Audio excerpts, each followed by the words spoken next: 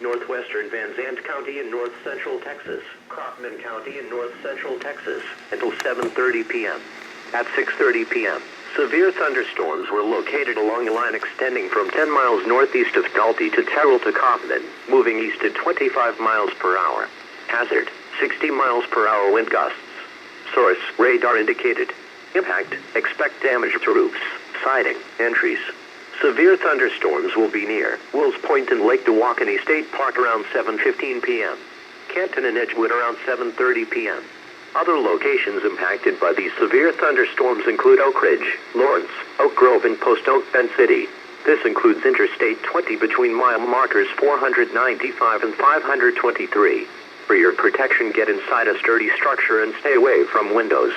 Heavy rainfall is occurring with these storms and may lead to flash flooding. Do not drive your vehicle through flooded roadways.